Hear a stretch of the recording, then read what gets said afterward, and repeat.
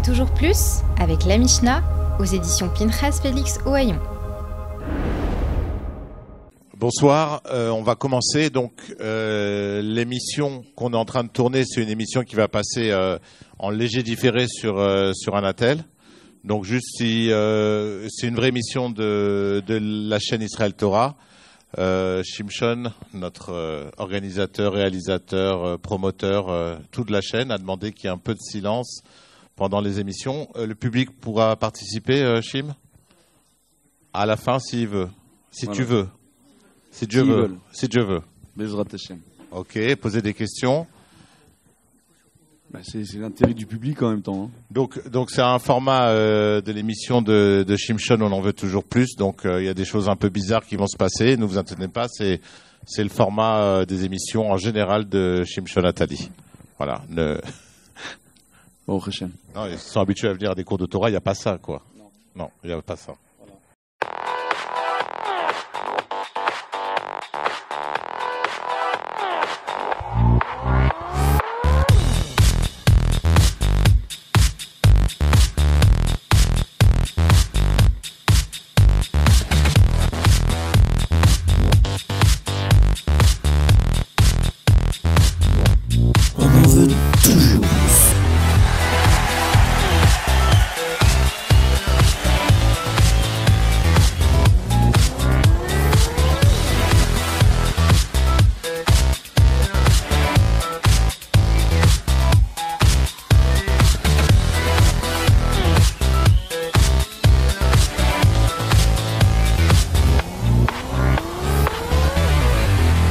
Et voilà, bonsoir et bienvenue à cette émission spéciale, très spéciale, de On en veut toujours plus.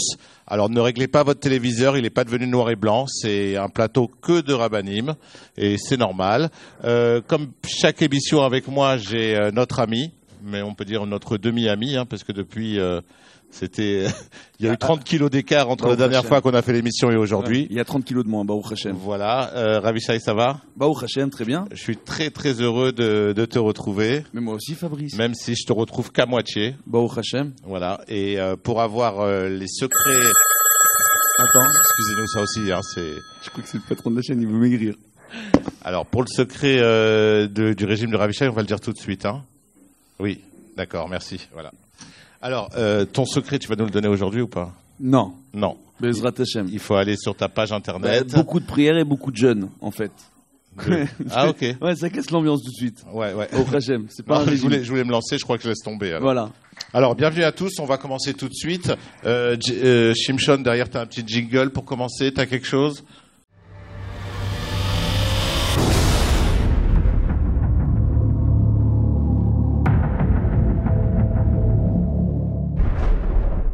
Et voilà, c'était le jingle Rasra de la question du jour. La question du jour aujourd'hui, Rav, on l'avait déjà posée. Est-ce que pour nous qui montons en Israël ou pour nous en tant que juifs, dans notre pays en Israël, est-ce que c'est une mitzvah d'aller voter? Kodem kol erev tov, B'Shem Hashem na'aseh v'natzliach, c'est une question qui est sujet à marloquet, mais Kikaron, pour la grande majeure partie des poskim, c'est une mitzvah de monter en Israël, Kikaron selon le Ramban, qui le marque lui par contre explicitement dans les 613 mitzvot de la Torah, en tout temps et en toute heure, de monter, s'installer en Eretz Israël. La question c'est peut-être pas est-ce que c'est une mitzvah de monter, mais une fois qu'on est monté, c'est un peu comme le mariage, comment y rester. Donc que je pense que malgré le fait qu'il y a une mitzvah aujourd'hui de monter en Eretz Israël pour y vivre sa Torah, il y a surtout lieu de comprendre que c'est une nécessité d'accomplir une mitzvah qui a été la première mitzvah du judaïsme, Lech lecha el artsecha, retourne vers ta terre, et seulement ensuite, Bezrat Hashem, Esra le goy gadol, pour que tu deviennes une grande nation. Et ensuite, nous sommes appelés dans le livre de Shemot, donc nous avançons un peu dans l'histoire pour devenir le peuple Ségoula, le peuple de remède représentant Hachem aux yeux des nations du monde. Donc nous avons deux mitzvot très importantes qui représentent les deux jambes du judaïsme, celui de monter en Eretz Israël et une fois que nous y sommes, d'y pratiquer la Torah et les mitzvot. Shenemar im bechukotai telechu ve'et mitzvotav tishmeru v'shamartem otam v'asitem otam ve'natati shalom ba'aretz. Niske bezrat Hashem d'accomplir cette mitzvah avec le cœur léger, mais surtout beaucoup de conscience que l'importance de la Aliyah, c'est l'élévation spirituelle d'une nation qui retrouve son identité, car on n'a pas d'identité sur la terre d'Israël. Merci Rav Twitou. On va passer de l'autre côté, Rav Ben Chetrit, s'il vous plaît. Bonsoir à toutes et à tous. J'ai pas la barbe assez longue pour ce genre de questions, parce que moi la Dayanout j'ai arrêté à peu près avant la naissance. Mais bien sûr que d'être impliqué dans la vie politique, c'est-à-dire dans les décisions qui vont être prises, ça c'est normal. On est là, on habite là. Bon, moi personnellement j'habite en France. J'ai La carte d'électeur. un passeport israélien. Parce que mes parents ils ont fait l'Aliyah quand j'étais petit. Et donc je viens une semaine par mois à peu près en Israël. Bon, il y a beaucoup d'élèves qui sont là. Mais je me projette que si j'habitais là, évidemment, j'aurais été voté parce que c'est normal. On est citoyen, on participe, et puis on est impliqué dans la réalité d'Israël. C'est logique. Je vois pas, maintenant, de parler de mitzvah, je vois pas l'intérêt de mettre ça dans le Shulchan Aruch. Je vois pas très bien l'intérêt. Mais bon, comme en France, on peut voter parce qu'on fait partie d'un peuple. Ici, en tant que Médina, c'est normal qu'on participe parce qu'on a une voix et qu'il y a des choses qui doivent être obtenues par les Français. Et c'est normal. Moi, déjà depuis plus d'une dizaine d'années, je disais pourquoi les Juifs français ne font pas un lobby comme les Américains font un lobby. C'est d'une force d'influence, une force d'influence. Et si ça passe par des moyens politiques, c'est pas grave. Maintenant, moi personnellement, je suis jamais impliqué dans la politique. D'ailleurs, j'ai même pas de carte d'électeur en France. Mais après, c'est un autre problème. Mais vivre en Israël, automatiquement, c'est une implication. C'est une implication qui fait que chacun doit participer, c'est logique, parce qu'on profite des services, on profite des systèmes, on profite de la sécurité, donc c'est normal. Maintenant, de dire que c'est une mitzvah, je ne vois pas dans laquelle des 613 on va le faire rentrer. Bon, encore une fois, le Rav Twitou a parlé de la mitzvah de vivre en Israël, kol hakavod. Après, c'est une implication politique, mais je crois que c'est du bon sens. On n'a pas besoin de mettre une mitzvah là-dedans. C'est du bon sens de s'impliquer dans le pays dans lequel je vis et qui me protège. Comme nous, tous les jours, moi je prie tous les jours pour les soldats. J'ai pas d'enfants d'armée, mais c'est normal. C'est pas une logique. Je pense que c'est une logique de solidarité de peuple.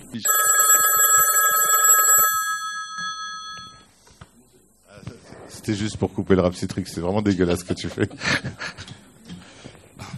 La sonnerie me dérange pas. Excusez-le. Hein. Alors moi j'aurais bien répondu, mais le problème c'est que Rav Ben Chetrit il a décidé que la réponse dépendait de la longueur de la barbe. Je suis un peu embêté. Mais je vais faire comme si. Vous avez fait comme si la vôtre était courte, je vais faire comme si la mienne était longue. Et oui, c'est une mitzvah. Je pense que c'est une mitzvah, et je vais expliquer pourquoi. Et Rav Ben Chetrit peut-être nous dira plus tard laquelle des 613. J'ai toujours considéré que réussir son aliyah, c'était être capable de définir ce qu'on peut apporter dans ce pays. Il me semble que beaucoup de gens ont du mal à réussir leur aliyah parce qu'ils sont en attente. Et la société est ce qu'elle est, ici ou ailleurs, et on n'a jamais la réponse à toutes nos attentes. Mais quand on vient en Israël en se disant qu'est-ce que moi je vais apporter à Israël, alors dans tous les cas, on va réussir notre aliyah.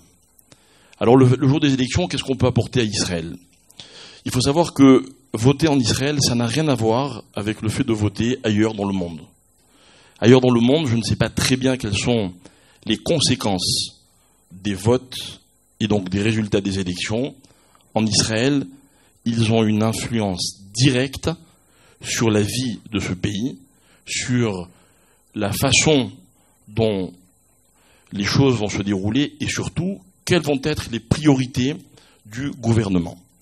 Que ce soit droite ou gauche, que ce soit un tel ou tel idéal, en tout cas pour ce qui me concerne à moi, que ce soit Torah ou pas Torah. Il faut savoir qu'Israël est un pays qui a de grands enjeux et de grands défis à relever. Et notamment, est-ce que Israël sera capable, pour l'instant on est en bonne voie, mais il faut que ça continue, sera capable de vivre selon l'identité juive, du peuple juif, donc selon les principes de la Torah. Il est donc indéniable que le gouvernement qui sera en place prenne en compte ces valeurs. Donc quand je vais voter, si je vote bien, indéniablement, je fais une mitzvah. Je renforce l'identité du peuple juif, en tout cas de l'État d'Israël. Je donne de la force à la Torah si je choisis un parti dans lequel les rabbinim ont leur mot à dire. ou en tout cas pour certaines décisions, on va les consulter. Je fais une mitzvah si, en un mot, le peuple d'Israël, la terre d'Israël et la Torah d'Israël vont dans le sens qui les rapproche d'Akadosh Baruch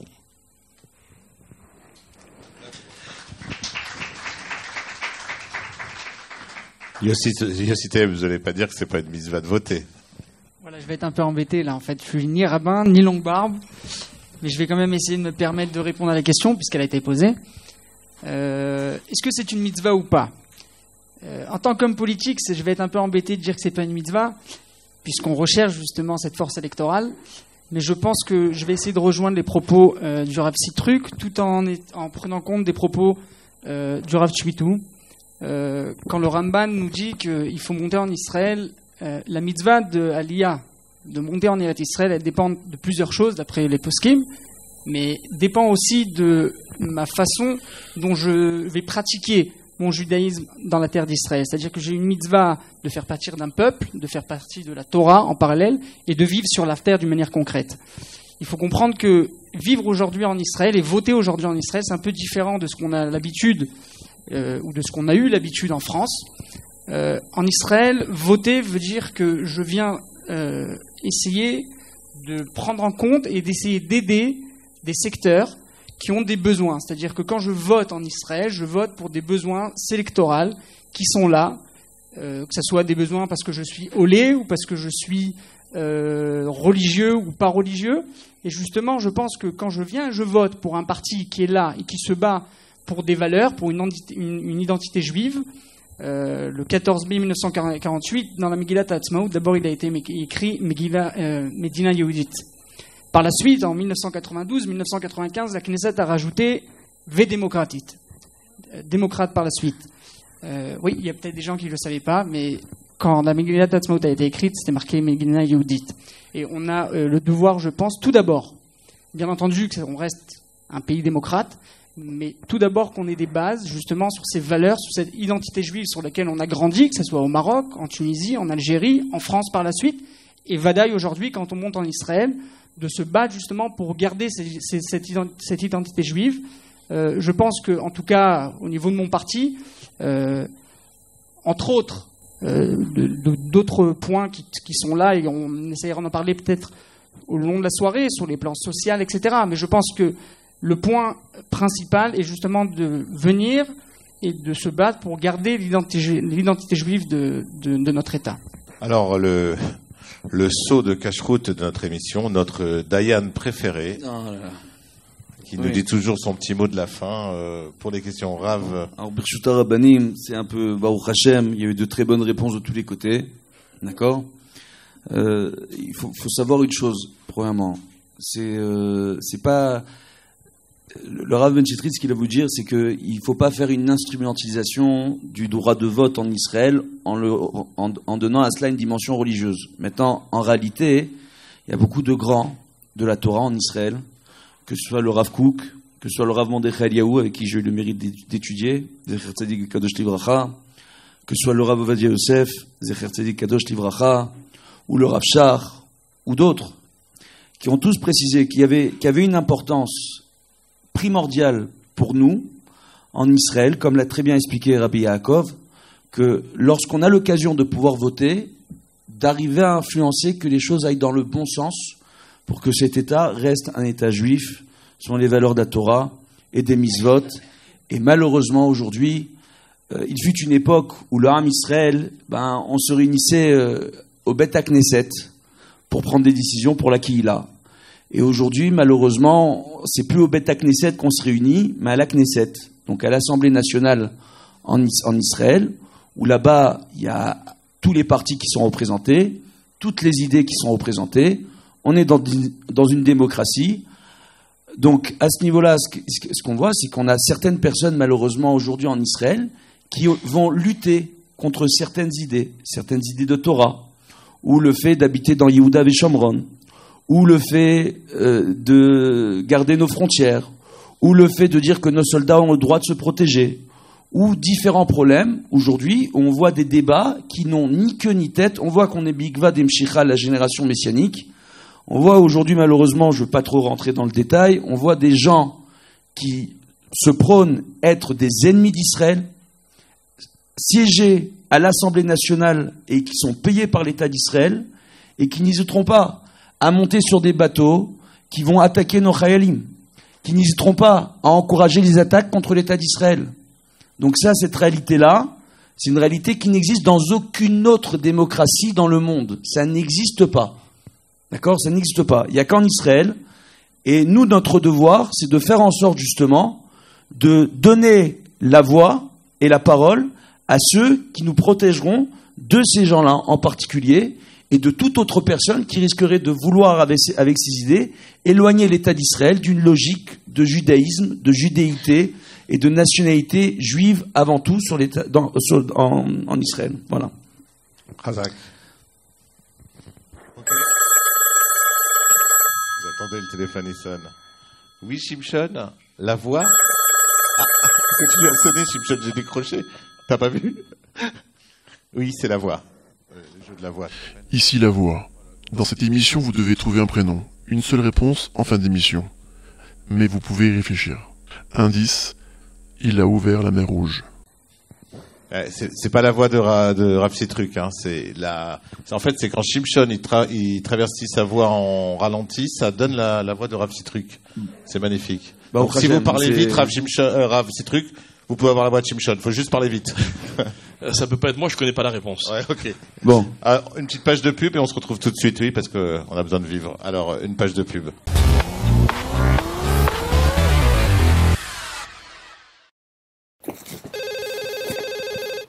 Anatel, bonsoir.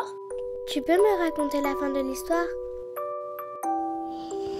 Dans un palais de glace, mais elle ne parvient pas. Anatel, éternellement à votre écoute. Et ça, ce ne sont pas des histoires. Anatel, téléphonie fixe, mobile, télévision, internet et solutions professionnelles.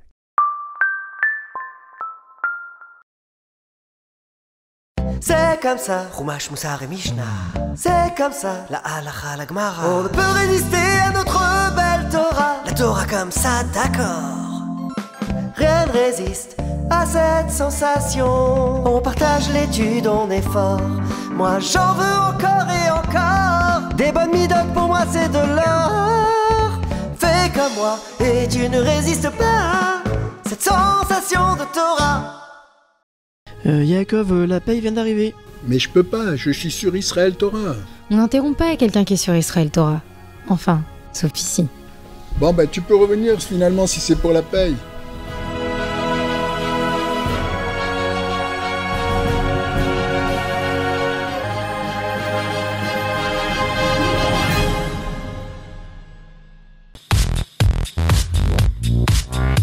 On en veut toujours.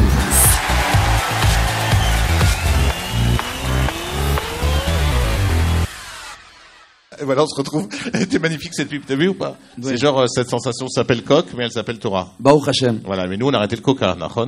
Non, oui. Non, on n'a plus le droit. Oui. Cola zéro. Zéro, ok, d'accord. Voilà. On ne faut pas pas citer de marque. Fais pas de pub. Merci, donc, c'est faut ça. citer d'autres marques. Voilà. Pepsi Cola et comment il s'appelle le truc israélien là? Je sais plus. Un shekel 30. Rock Cola, RC Cola, voilà. Bravo. RC Cola. Voilà. Merci. Voilà. Alors, un petit jingle pour le prochain thème. Pas de jingle. Pas de rasera. Alors, très bien. T'as donné le premier indice. Oui, il a donné le premier indice. Tu l'as écouté, toi? Oui, le premier indice. Alors, j'explique aux invités, en fait, hein, il y a, dans l'émission, il y a un principe. Il y a une devinette tout le long de l'émission avec une voix off. De Rav Citruk, qui n'est pas Rav Citruk. Et on doit réfléchir et à la fin, on doit essayer de deviner qui c'est. Alors, premier indice, il a ouvert la mer Rouge. Moshe, pensez Moshe. Viens. Moïse. Viens, on va voir. On continue.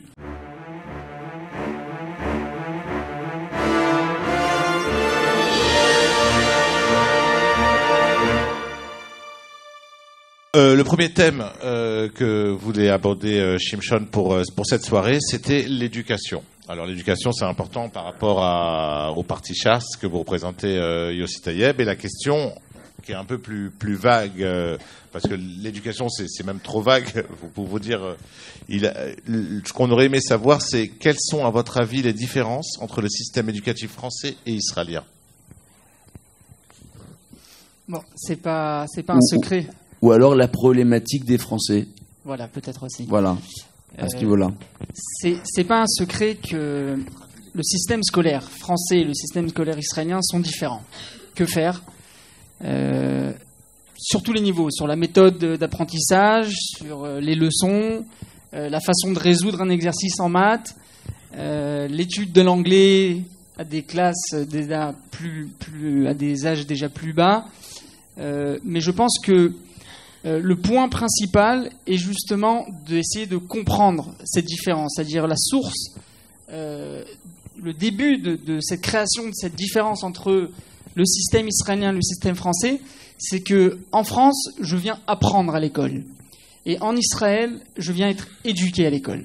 C'est-à-dire que quand je envoie mon enfant à l'école en Israël, j'ai l'impression que justement, voilà, je donne mon enfant entre les mains d'un professeur, d'un directeur, et que je vais le récupérer à la maison, déjà tout prêt, il est bon en maths, bon en anglais, bon en Gemara, il peut être rabbin comme il peut être médecin, bien éduqué, et on est dans les problèmes de la Aliyah, justement, où je suis entouré, je cours derrière la Parnassa, je cours autour de tous les problèmes. Ils sont inscrits où, vos enfants? Ça nous intéresse. Elle est pas mal, cette école. Mes enfants sont à Kiryat Ye'arim, là où je suis adjoint au maire. Mais je pense que c'est justement le problème qu'on a. C'est qu'on pense qu'en envoyant nos enfants là-bas, on les récupère une fleur déjà toute belle. Et le système scolaire israélien demande aux parents d'être investis à 100%. C'est-à-dire que en France, on a l'habitude, si je reçois un coup de téléphone d'un directeur ou d'un professeur principal, je sais que voilà, il a un avertissement, deuxième avertissement, ou peut-être le troisième, il est déjà plus dans l'école. Et aujourd'hui, en Israël, sans aucun problème, on peut recevoir un coup de téléphone du directeur de l'école et on commence à rentrer en stress, on ne comprend pas. Et tout simplement, il voulait nous dire que l'élève a passé une très bonne journée. Et c'est justement ce contraste qu'on n'arrive pas à gérer. Ça, c'est un des problèmes. Le deuxième problème est justement que les professeurs, eux, de leur côté, attendent aussi que les parents soient beaucoup plus impliqués. Appellent, comment va mon enfant, et je peux appeler le professeur de maths à 11h du soir, et il n'y a aucun problème. C'est quelque chose de normal, on est dans la norme. Mais c'est quelque chose qu'on ne fait pas, justement. Et je pense que les professeurs aussi en Israël, pour eux, une chose qui paraît normale, mais qui n'est pas faite justement par l'Éolim, parce qu'à notre vue, elle est anormale, crée justement un écart. Je parlais avec énormément de professeurs et de directeurs qui me disaient mais les parents francophones, ils s'intéressent pas, ils nous appellent pas. Mais oui, ils vous intéressent pas parce qu'en France, la direction avec le professeur, elle était dans une réunion parents d'élèves et pas à 11h du soir au téléphone. Donc je pense qu'il y a un écart justement qui est là au niveau du système scolaire. Et ce qu'il va falloir faire justement, et une des choses que l'on aimerait mettre en place juste après les élections, c'est non pas justement, comme j'entends beaucoup d'échos, on vient me voir, voilà, le Parti Chasse va ouvrir des écoles francophones. Alors je vais mettre les points sur les i. Le Parti Chasse ne va pas ouvrir d'écoles francophones. Le Parti Chasse va ouvrir des écoles à la française. C'est-à-dire qu'on va essayer de mettre dans des établissements existants ou nouveaux établissements un groupe pédagogique, une équipe pédagogique française qui a déjà exercé en France, justement pour faire cette synchronisation entre l'équipe pédagogique israélienne et l'équipe pédagogique française, pour pouvoir justement faire apprendre aux parents et aux élèves et aux professeurs israéliens, justement, cette différence entre les deux systèmes scolaires. Merci aussi. Rav Twitou, je pense que vous aussi, à Ashdod, vous êtes face à beaucoup de problèmes d'éducation. Alors d'abord et avant tout, j'aimerais m'excuser parce qu'il y a eu 2 questions tout à l'heure à propos du vote et en même temps la mitzvah de vivre en Israël. Je m'étais arrêté à cette mitzvah qui est pour moi la plus chère à mon cœur, Dafka la Aliyah en Eretz Israël.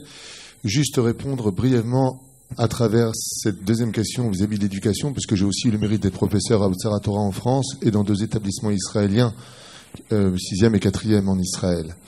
Alors la première des choses, pour revenir un tout petit peu en arrière et brièvement, moi qui occupe cette poste aujourd'hui à la mairie d'Ashdod, je peux vous affirmer que maintenant qu'on est à la bonne place, on peut se permettre d'agir au sein même de toutes les décisions.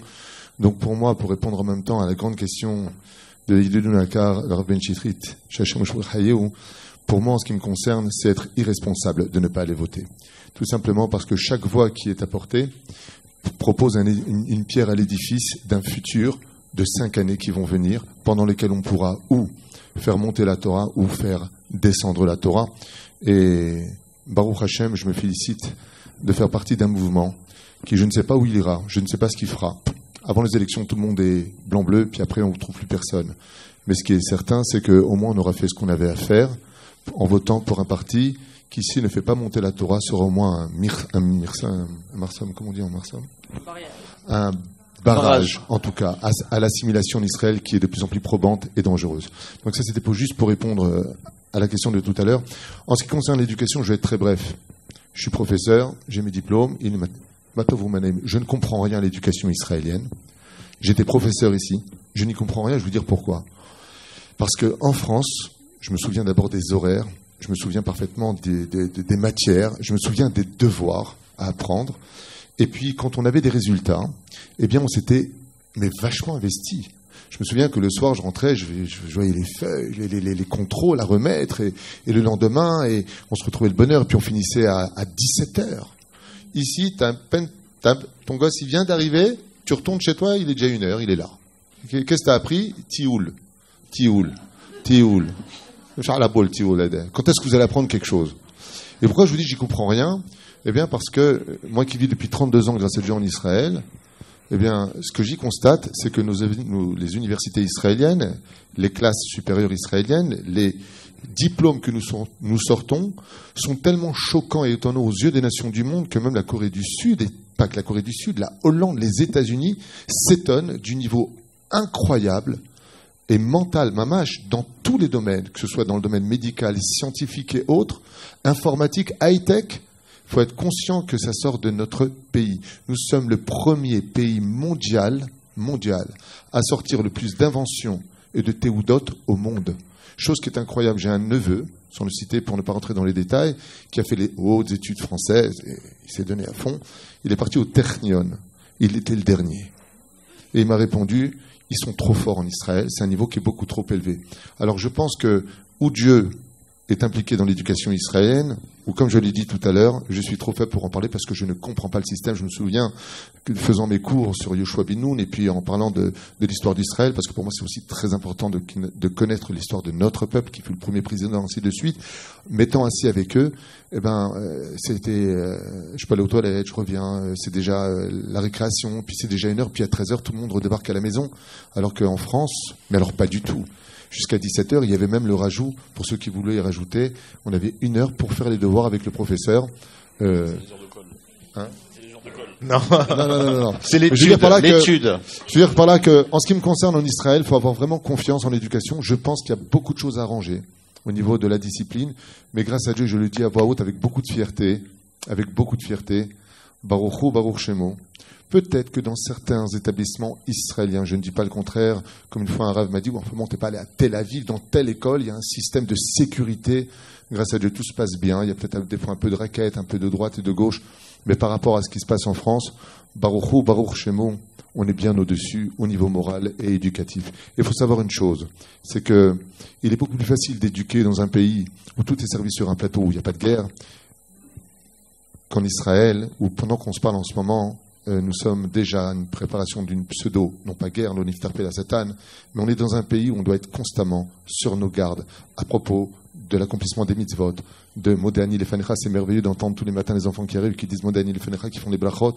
Tu rentres dans les gains, tu entends Shema Israël, Yriam Israël. Amen. Rav Ben Chetrit, votre avis sur l'éducation en Israël? Bon, c'est un peu compliqué pour moi de parler. J'ai juste le retour des parents. Exactement. Parce que je rencontre beaucoup de gens à la fin des conférences, des gens qui sont là depuis longtemps, des gens qui viennent d'arriver, d'intégrer, comme les systèmes éducatifs, un peu à l'américaine comme ça, plus tahlit que fondamental, ouais. Et aussi le rapport avec les écoles, avec les professeurs, des gens qui me disent il faut absolument que tu ailles voir le Moré, sinon ça va mal se passer. Des logiques comme ça, différentes, mais d'un autre côté, Baruch Hashem, épanouissantes. Je vois beaucoup de gens, c'est-à-dire si on n'est pas à contre-courant, parce qu'il faut décider où la personne elle fait l'Aliyah et elle veut rester français, ou elle veut rentrer dans le système. Si on rentre dans le système, et on est à fond dans le système, il ne faut pas avoir peur. Parce que Baruch Hashem, comme il a dit Rav Twitou, ça forme des gens incroyables.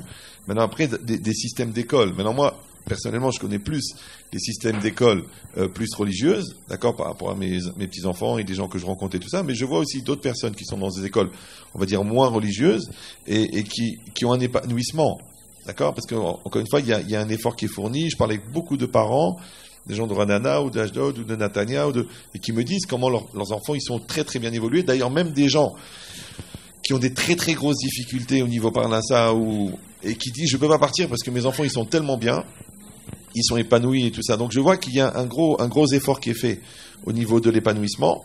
Maintenant, moi personnellement, je voulais parler d'autres choses au niveau de l'éducation, c'est qu'il y a un travail à faire. Et je pense que en tant que rabbinim francophone, c'est ça notre souci, de faire attention que les gens qui ont fait l'Aliyah au niveau de l'âge adulte, ils continuent à avoir une éducation eux aussi, d'accord. C'est-à-dire qu'il y a un tel ouragan de stress au niveau du travail, au niveau de l'intégration, au niveau des mentalités, des fois au niveau des distances, au niveau du manque d'accueil dans les synagogues qui sont pas adaptés, qu'il y a un travail d'éducation, même je dis au niveau des adultes. C'est-à-dire de continuer à transmettre une bonne hashkafa et de donner aux personnes des fondamentaux. Parce que voilà, hier soir j'étais à Ramoth, j'ai parlé que c'était que des Avrechim, et demain soir je vais parler à Tel Aviv. Et je pense qu'il y aura beaucoup moins d'Avrechim. Mais l'idée de voir des gens qui ont cette soif, et je veux jamais séparer. Comme une fois j'ai eu l'occasion de parler avec des directeurs d'école à Paris et tout ça, on a mis en place des systèmes d'école des parents en parallèle. C'est que les enfants, ils vont rentrer dans un système, ils vont apprendre, ils vont être éduqués, plus de Torah, moins de Torah, encore selon les écoles, bien sûr de faire très très attention qu'il n'y ait pas une trop grande distance non plus, parce qu'à un moment, moi j'avais plein de gens qui me téléphonaient, qui me disaient, écoutez, on a un problème, c'est que nos enfants en 1 an, ils sont israéliens, et nous en 5 ans, on balbutie. Ouais. Même les enfants, quand ils parlent de leurs parents, ils disent, tire à Tsafati Azil, on met cool. D'accord? C'est que ils parlent de leurs parents, ils disent le français, ils comprennent rien. Oui, donc ça veut dire qu'il y a une espèce de course pour être très très vite dans le système. Encore une fois, si on est là, c'est-à-dire on est là. Je veux dire, je pense pas que quelqu'un il est là pour repartir, il est là pour rester, mais de rentrer bien, d'intégrer bien, mais que ça se fasse aussi dans le même esprit. C'est-à-dire l'esprit comme à la française, où il y a de la Torah à l'école et il y a aussi de la Torah pour les parents. Le soir, d'accord, et il y a du chol à l'école, et tu vas réviser les maths avec ton fils, et tu vas faire aussi la Mishnah avec lui. Donc c'est bien que les structures, elles existent en parallèle, et que toutes ces conférences et tous ces cours qui sont donnés, c'est pour maintenir cet esprit-là. Pour pas chasvé shalom qui est un espèce de Isser Da'at, comme je vois malheureusement souvent, des gens qui sont tellement pris, des gens qui sont obligés de faire trois professions différentes pour avoir un salaire équivalent, et qui n'ont plus le temps de s'asseoir, plus le temps d'assister à un cours, plus le temps d'étudier sur le texte, plus le temps, des gens qui étaient à mi-temps à Paris, et qui maintenant ils sont obligés d'étudier un peu le Shabbat après-midi en s'écroulant sur le DAF papier là, de la synagogue. Donc de faire cet effort-là au niveau éducation, en même temps sur les parents, en même temps sur les enfants. Et quand tu vas parler d'un modèle à la française, d'accord, un peu comme les modèles au Tzara Torah et tout ça. Moi, j'ai ma fille qui travaille à la mairie de Natania. Elle me disait, la mère de Natania, elle me dit, je comprends pas les Français. Ils viennent avec les bras découverts et ils veulent que les enfants ils étudient la Torah le matin. Bon, parce qu'ils comprennent pas. Parce que où t'es à Bnei Brak, ouais, ou alors t'es en mini-jupe. Mais là, la femme juive française, elle aime la Torah.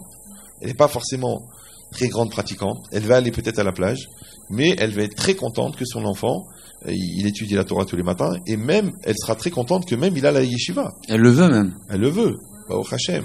Donc, ces modèles-là, il faut le recréer, parce que malheureusement, quand on est dans des extrêmes, ou des gens qui ont fait confiance à un système totalement laïque, et après ils se retrouvent avec des enfants qui savent pas qui est Moshe Rabbeinu, d'accord? Et le contraire. Même pas j'ose le couper, même pas en rêve. Même pas en rêve, il est fou. J'ai arrêté de parler tout à l'heure. Mais, ou alors, et le contraire aussi, d'accord? Des gens qui sont dans une école, totalement religieuse, impliquée, tout ça. Et après, peut-être qu'ils vont avoir une complication au niveau de l'intégration dans le monde du travail. Donc, de trouver cet équilibre. Voilà, j'ai fini. Merci Rabbi Jacob Citruc. Si le téléphone sonne, tu me laisses répondre, d'accord? Non, mais même pas, je le décroche, voilà. Personne ne te coupera la parole, voilà, je te promets. Alors d'abord, moi je sais pas vous, mais moi je fais un grand kiff ce soir. Franchement, c'est vraiment intéressant. tout ce qui se dit, l'avis de chacun des rabbinim. Alors, moi, voilà ce que je voudrais dire sur l'éducation. D'abord, dans chaque système, il y a des avantages et il y a des failles. Donc, il n'y a pas un système qui est modèle. Okay ? Deuxièmement, quand on vient en Israël, c'est pour s'enrichir et pour découvrir autre chose. En Israël, ce qui est fascinant, alors le Rav Toudou, il a parlé des diplômes, moi je le dirais un petit peu différemment. Moi, ce que je trouve incroyable en Israël, c'est la vivacité et à quel point les étudiants ou les enfants sont éveillés. Et c'est ce qui fait que, voilà, qu'ils sont performants. Mais c'est pas tellement la performance qui m'impressionne, c'est l'état d'esprit. Maintenant, moi, si je peux me permettre, je voudrais raconter mon expérience. Moi, ça fait plus de 30 ans que j'habite en Israël. J'ai un enfant qui est marié, père de famille. J'en ai plusieurs, Baruch Hashem. Et ma plus jeune a 6 ans. D'accord ? Donc, je suis un peu sur tous les fronts à la fois. Mais surtout, j'ai un peu de recul. Et mes premiers enfants, donc mes enfants ont tous grandi en Israël, ils étaient dans des écoles complètement israéliennes.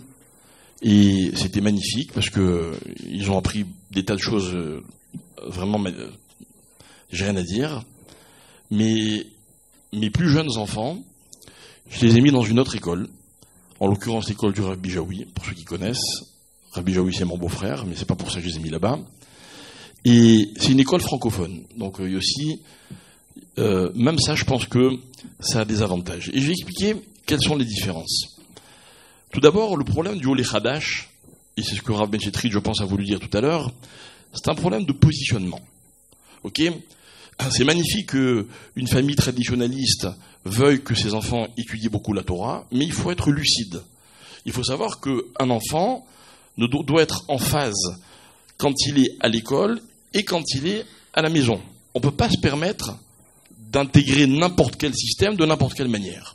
Donc déjà, il y a un problème de conseil, et ça c'est important, c'est peut-être un peu notre rôle aussi. Mais passé ce problème-là, il y a, comme l'a dit notre ami aussi, il y a un problème de relation avec le cadre enseignant. Alors, je vais un tout petit peu reprendre ce que tu as dit aussi. Le professeur, on peut l'appeler même à 11h du soir, il vous répondra. Mais vous pouvez aussi l'appeler en plein cours sur son portable, il vous répondra aussi. D'accord ? C'est-à-dire on n'est pas habitué. Alors, Rav Toudou a parlé du problème d'horaire. C'est vrai. Chez Rabbi Jaoui, on étudie jusqu'à 16h, par exemple, dans toutes les classes. Ok ? Il faut se positionner. C'est-à-dire qu'il faut être honnête avec soi-même et il faut aller dans une école qui nous correspond, en tout cas le mieux possible.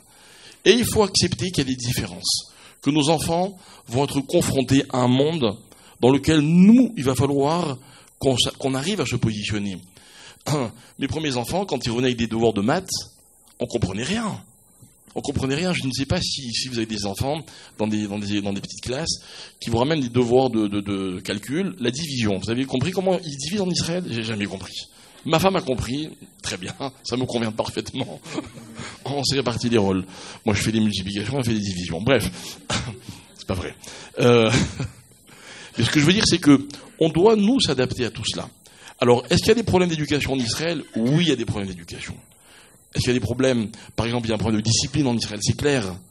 Est-ce que la délinquance existe en Israël ? La délinquance existe en Israël, dans toutes les couches de la société, dans tous les domaines. Il y a des problèmes graves. En France, il n'y en a pas ? Bien sûr qu'il y en a. Bien sûr qu'il y en a. Les problèmes, on les a partout. Ok ? Mais le problème que nous avons, nous, souvent, les immigrants, c'est qu'on a tendance à comparer. Or, quand on compare, on se rappelle de ce qui était bien, ok ? Et on se rend compte de ce qui n'est pas bien. Mais ce n'est pas un bon positionnement. Donc, quand on rentre en Israël, alors voilà, moi je parle en tant que parent qui a mis des enfants dans une école francophone. Pourquoi ? Parce que ça me ressemble. Parce que j'arrive à communiquer avec les professeurs, même si c'est des Israéliens, on les a briefés. Parce que finalement, il y a un modèle qui correspond à ce que j'ai toujours connu. Mais ce qu'on ne peut pas enlever aux enfants dans les écoles israéliennes, c'est la valorisation de l'enfant. Et ça, je tiens à ce qu'on le dise. Ça veut dire que les enfants sont valorisés. On leur donne confiance en eux, des fois même un peu trop, ok, mais ça donne justement des gens qui vont, on espère, s'épanouir. Ça peut malheureusement aussi avoir un effet inverse, mais c'est une valeur. Cette valeur-là, il faut la cultiver. Alors encore une fois, j'ai beaucoup aimé ce qu'a dit Yossi Taïeb dans la différence qu'il y a entre apprendre et éduquer. Et c'est vrai. Alors on va essayer de combler, nous à la maison, ce qu'il y a à combler. Mais je voudrais finir avec cette petite histoire que mon père aimait beaucoup raconter, qui rejoint ce que vous disiez, Rabben Chetrit. C'est l'histoire d'un couple de Olim Chadashim. Ils sont là depuis 1 an et puis ils reçoivent des amis de France. Alors ils discutent, etc. Comment ça se passe, très bien, ceci, cela, etc. Et puis au bout d'un moment, les Français donc demandent aux Olim Chadashim, et l'hébreu, comment ça se passe? Et ben voilà, en 1 an, on a réussi à apprendre Shalom, Toda, mais c'est tout. Hein. Ah. Et vos enfants, comment ça se passe? Ah, nos enfants, merveille. Nos enfants, ils savent tout dire, sauf Shalom et Toda. Alors, Ravishai, peut-être un point qu'ils n'ont pas abordé et qu'on a déjà abordé ensemble, dans l'intégration et dans l'éducation, surtout dans l'intégration, c'est ce côté, il disait, c'est vrai qu'ils remontent les élèves, mais ils nous les droguent un peu, nos enfants français. Dès qu'ils n'arrivent pas à suivre, c'est rétaline, quoi. Alors, avec l'aide de Dieu, tout ce qui a été dit ici est très juste, d'accord? Maintenant, il y a différents problèmes. Il y a, en termes d'éducation en Israël, très souvent, c'est vrai, que les enfants d'Olim Chadashim, quand un enfant il a du mal, alors on va proposer aux parents Chinuch Miyuchad ou Kita Ktana, d'accord? Alors, il y a des parents qui connaissent pas le système d'éducation. Ou à Ashdod, par exemple, on leur propose des classes, c'est la classe où ils peuvent lire ce qu'ils veulent dans le cours, en fait, d'accord? Ils viennent avec les bouquins qu'ils veulent, ils peuvent venir avec leur bande dessinée dans le cours. D'accord? Certains enfants d'Olim Chadashim ont ce problème-là. Donc, entre guillemets, ils sont mis à l'écart. On les aide pas à s'intégrer parce que c'est devenu compliqué pour la structure d'aider les enfants. J'ai plusieurs cas à Ashdod, je vous donnerai les noms, il n'y a aucun problème. D'accord? De cas comme ça, dans des écoles où j'ai dû intervenir face au directeur d'école. D'accord? Où on avait des enfants d'Olim Chadashim qui étaient mis de côté, entre guillemets, parce que la structure n'arrivait pas à intégrer ces enfants parce que les parents ne comprenaient pas ce qu'attendait l'école d'eux. Ça, c'est la réalité. D'accord? Pourquoi? Parce que, comme l'a très bien dit Yossi Taïeb, en France, on a l'habitude, il y a un problème avec un enfant, l'école nous appelle. En Israël, quand il y a trop de problèmes avec un enfant et que les parents n'appellent pas, les professeurs se disent, bon, si les parents ne s'investissent pas, à quoi bon? On va lutter contre des moulins à vent. On va ramer dans l'eau. On va peut-être avancer, mais on va arriver nulle part, parce qu'on fait du surplace, si les parents ne s'investissent pas. Donc en réalité, on a un système en termes de mentalité, où les écoles attendent que les parents s'investissent et viennent vers eux, comme l'a très bien expliqué Yossi Taïeb. Donc, et ça peut créer beaucoup de malentendus, et des fois, il suffit simplement que les gens délient leur langue, parlent avec des rabbanim, Baruch Hashem, que les rabbanim interviennent auprès des écoles. Tous les rabbanim ici, je sais que les rabbanim ici qui sont en Israël sont déjà intervenus face à des écoles pour des parents, Baruch Hashem. Il suffit de parler avec la direction, de leur expliquer les choses et de trouver un terrain d'entente et d'expliquer aux parents, et les choses vont dans le meilleur sens qui soit. Baruch Hashem. Ça, c'est une chose qui est importante. Pour parler du phénomène de la rétaline ou du Cipralex ou de tout le phénomène psychologique, psychiatrique, etc. en Israël, où malheureusement aujourd'hui il y a un système qui veut que certains problèmes sont réglés en donnant systématiquement des médicaments aux personnes pour les aider à surmonter leurs problèmes, c'est un effet qui ne règle pas le problème de la personne dans le fond et qui ne fait qu'encourager d'autres problématiques après dans la société israélienne. Le fait est, et la chose qui est la plus importante, c'est que quand on parle de faire des écoles francophones, on ne parle pas de faire des écoles francophones, on parle de faire un système d'école comme il y avait en France pour la communauté juive. Ce qui veut dire, quand aujourd'hui on a des mères de famille à Natania ou ailleurs, elles veulent mettre leurs enfants dans des écoles religieuses, que ce soit Noam, que c'est Dati Leumi, c'est pas Haredi, d'accord, ou d'autres écoles. On dit à la mère, madame, on veut le Kisui Roche et on veut le collant. Tout le temps, toute la journée, et la plage séparée, etc. Il y a des parents qui veulent mettre leurs enfants dans ces écoles-là. Il y a des mères qui, entre guillemets, disent « je me déguise pour inscrire mes enfants ». Il y a eu des problèmes comme ça. D'accord ? Il y a des problématiques. En France, on n'a jamais eu ce problème. Moi, j'ai connu le Rav Eladad à Sarcelles, que Dieu lui prête une longue vie jusqu'à 120 ans, le directeur de Tzara Torah. D'accord ? Tout simplement, c'était un Rav qui venait, qui disait, écoutez, avec le Rav Israël, toutes les familles les attrapaient, il les démarchait, il leur disait, tu veux pas mettre tes enfants à l'école juive, il y a une nouvelle école. Otsara Torah, tu veux pas? Torah Temet, tu veux ou pas? Mets tes enfants à l'école juive. Ils ont trouvé des moyens de faire la gratuité, ils ont obtenu des fonds miraculeusement par des associations américaines qui n'étaient même pas religieuses. C'est une histoire, cette école. Ils ont accueilli tous les parents. Aujourd'hui, la communauté de Sarcelles, grâce à cette école, c'est devenu une des communautés, à l'époque, les plus religieuses de France. Aujourd'hui, le surnom de Sarcelles en France, c'est la petite Jérusalem. Oui. Donc, tout ce que j'essaye de vous dire, c'est quoi? Pourquoi? Parce qu'il y a un directeur d'école qui, à l'entrée de l'école, n'a pas dit « Madame, vous mettez le kissouy roche et vous mettez le collant. Monsieur, tu mets la kippa et tu fais Shabbat. » Tous les enfants étudiaient ensemble. Les enfants du Rav Eladad avaient pour amis des enfants de personnes qui ne faisaient pas Shabbat. C'était les voisins qui mangeaient pas forcément kasher. Et ces gens-là se sont mis à manger kasher grâce à leurs enfants. Se sont mis à faire Shabbat grâce à leurs enfants. Il y a des mères de famille qui ont mis le kissouy roche grâce à leurs enfants. Et il y a des enfants qui sont devenus dayanim grâce à ces directeurs qui ont permis à ces enfants d'aller étudier Baruch Hashem. Dans mon groupe, dans ma kita, Baruch Hashem, on est, je crois, 4 ou 5 à avoir Baruch Hashem bien avancé en tant que rabbanim. Il y a le Rav Dagani Cohen qui est ici, qui était Marchevruta à l'école, et d'autres Baruch Hashem qui sont des Raché Kihilot, à Charenton et ailleurs. On était tous dans le même groupe, et on était tous issus de familles Baruch Hashem, pas le Rav Dagani Cohen, mais d'autres, qui n'étaient pas trop religieuses. Et c'est ce système-là, en réalité, dont on est en train de parler. De faire un système où, au départ, on va dire, c'est pour les francophones. Comme ça va calmer tous les courants de rabbanim et de religieux. Moi, j'aime dire les choses clairement. D'accord? Parce que c'est le projet sur le terrain. C'est de faire ça, et à la fin, d'appliquer ce modèle au système israélien et de régler aussi la faillite de l'éducation israélienne aujourd'hui, où on a des enfants, quand ils vont dans le système national, entre guillemets, qui n'est pas religieux, on a un enfant sur 3, malheureusement, qui va développer une tendance anti-religieuse. Et on voit des parents qui, malgré le fait qu'ils éduquent leurs enfants dans le Derech HaTorah au Mitzvot, ils arrivent à un âge face à leurs enfants où ils doivent expliquer pourquoi c'est bien Torah au Mitzvot. Ils ont tous cette crise identitaire entre guillemets. On a beaucoup de familles à Ranana ou à Netanya ou ailleurs qui vivent ces crises d'adolescence. Pour éviter tout cela, ce projet de faire ces écoles pour francophones, je pense que c'est un excellent projet et à long terme, c'est comme le dit Rabbi Lubavitch ou Faradsta ou Tchot Sarfat, qu'on ramène la Géoula, d'importer le système qu'on a eu à une époque en France, qui a porté ses fruits, qui a permis une très belle teshuva de la communauté francophone en Israël. Ce sera aussi pouvoir permettre à la communauté israélienne en Israël de faire une excellente teshuva. Amen, Kenny Ratson. Juste, hein? Ouais. Pile poil. Ouais. T'as pas coupé, on est d'accord? Tu lui en veux pas? Non. Oui. Ah, tu veux que je donne les jokers au rabbanim? Alors tu vas les donner toi, parce que moi je donne pas de jokers à des rabbanim. Hein. Alors, je vous rappelle le principe du joker, mais je sais que personne va s'en servir aujourd'hui. S'il y a une question qui vous plaît pas, que vous voulez pas répondre, vous répondez pas. Mais bon, c'est à la télé, hein. Si vous répondez mal, ça la fout mal, quoi. Fabrice, moi, en tant que futur député, Bezrat Hashem, j'ai une réforme à te proposer. Oui. C'est prescrire à tous les professeurs une ordonnance de Rétaline tous les matins, et puis c'est affaire réglée. Ouais, ça règle le problème.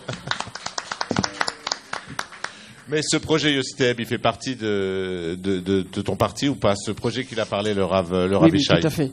Un des points principaux que le parti Chasse a pris sur lui, justement, c'est d'essayer de mettre en place, au niveau éducatif, un système scolaire, comme je l'ai précisé, qui soit une synchronisation intégrale dans des écoles existantes, francophones ou pas. Encore une fois, je reprends les propos du Rav Sitruk.